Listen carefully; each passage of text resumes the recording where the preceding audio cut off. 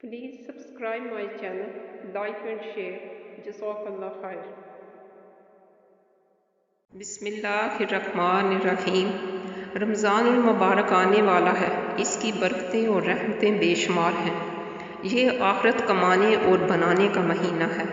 اس کے لیے پہلے سے تیاری کرنے کی ضرورت ہے۔ اس ماہ میں جتنے کام عام طور پر پیش آتے ہیں، ان میں سے جتنے کام رمضان المبارک سے پہلے ہو سکیں انہیں پہلے ہی کر لیں، اور جو کام رمضان المبارک میں کرنے ہوں ان میں بھی کم سے کم وقت لگائیں، اور زیادہ سے زیادہ وقت رمضان المبارک میں ذکر و عبادت اور دعا و تلاوت کے لیے فارغ کریں۔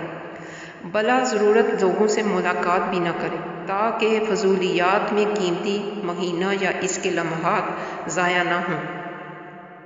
اس ماہ میں گناہوں سے بچنے کی کوشش کریں۔ آنکھ، کان، ناک، دل، زبان اور ہاتھ پیروں کو گناہوں سے بچائیں۔ ٹی وی نہ دیکھیں، گانا نہ سنیں۔ خواتین بے پردگی کے گناہ سے بطور خاص بچیں۔ جھوٹ، غیبت، چغلی، گالی گلوچ اور لڑائی جھگڑے سے بچیں، اور تراویح پورے ماہ پابندی سے ادا کریں، اور گڑ گڑا کر اپنے والدین، اہل و جال، بہن بھائی، دوست احباب، عزیز و اقارب اور تمام مسلمان مردوں اور عورتوں کی مغفرت کے لیے دعا کریں، اور اللہ تعالیٰ سے خاص طور پر اس کی رضا اور جنت مانگیں، اس کی ناراضگی اور دوزخ سے پناہ مانگیں۔ ماہ رمضان کا اجر و ثواب۔ حضرت سلیمان فارسی رضی اللہ عنہ سے روایت ہے کہ ماہ رمضان کی آخری تاریخ کو رسول اللہ صلی اللہ علیہ وسلم نے ہمیں ایک خطبہ دیا۔ اس میں آپ نے فرمایا، اے لوگو، تم پر ایک عظمت اور برکت والا مہینہ آ رہا ہے۔ اس مبارک مہینے میں ایک رات شب قدر 1000 مہینوں سے بہتر ہے۔ اس مہینے میں روزے اللہ تعالیٰ نے فرض کیے ہیں، اور اس کی راتوں میں بارگاہ خداوندی میں کھڑا ہونے یعنی تراویح پڑھنے کو نفل عبادت مقرر کیا ہے، جس کا ثواب بہت بڑا ثواب رکھا گیا ہے۔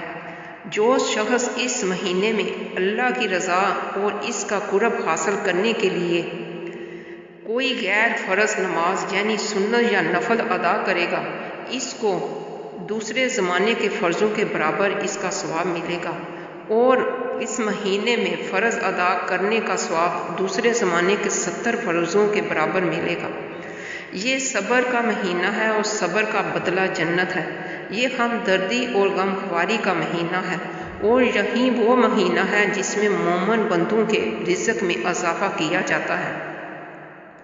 جس نے اس مہینے میں کسی روزہ دار کو اللہ کی رضا اور ثواب حاصل کرنے کے لیے افطار کرایا، تو یہ اس کے لیے گناہوں کی مغفرت اور آتش دوزخ سے آزادی کا ذریعہ ہوگا، اور اس کو روزہ دار کے برابر ثواب دیا جائے گا، بغیر اس کے کہ روزہ دار کے ثواب میں کوئی کمی کی جائے۔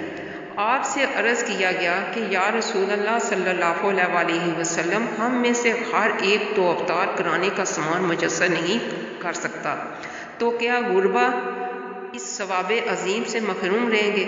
آپ نے فرمایا کہ اللہ تعالیٰ یہ ثواب اس شخص کو بھی دے گا جو دودھ کی تھوڑی سی لسی پر یا صرف پانی ہی کے ایک گھونٹ پر کسی روزہ دار کا روزہ افطار کرا دے۔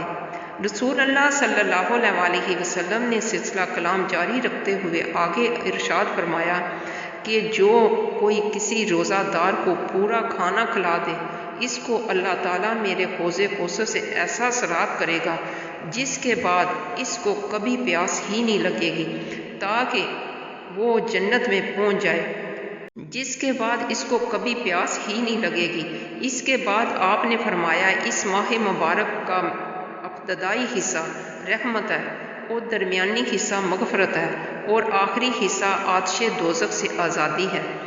اس کے بعد آپ نے فرمایا، اور جو آدمی اس مہینے میں غلاموں خادم کے کام میں کمی کر دے گا، اللہ تعالیٰ اس کی مغفرت فرما دے گا، اور اس کو دوزخ سے رہائی اور آزادی دے گا۔ ماہ رمضان ایسا مبارک مہینہ ہے کہ اس میں ہر فرض کا ثواب 70 فرضوں کے برابر ہے اور ہر نفل عبادت کا ثواب فرض کے برابر ہے۔ یہ غم خواری کرنے کا مہینہ ہے۔ روزہ افطار کرانا گناہوں کی مغفرت اور دوزخ سے آزادی کا ذریعہ ہے۔ نیز روزہ کھلوانے سے جس کا روزہ کھلوایا ہے اس کے روزے کے برابر روزہ کھلوانے والے کو ثواب ملتا ہے، اور پیٹ بھر کر کھانا کھلانا حوض کوثر سے جام کوثر نصیب ہونے اور جنت ملنے کا ذریعہ ہے۔ اس ماہ کا ہر عشرہ خاص اہمیت کا حامل ہے، چنانچہ پہلا عشرہ سراسر رحمت ہے، دوسرا عشرہ دن و رات مغفرت کا عشرہ ہے، اور آخری عشرہ دوزخ سے آزادی کے لیے ہے۔ اس لیے اس ماہ کی دل و جان سے قدر کریں اور مذکورہ تمام فضائل حاصل کرنے کی فکر کریں، ورنہ گیا وقت ہاتھ نہیں آتا۔ جو کچھ حاصل کرنا ہے جلدی کر لیں، ورنہ آخرت میں پچھتانے سے کچھ نہ ہوگا۔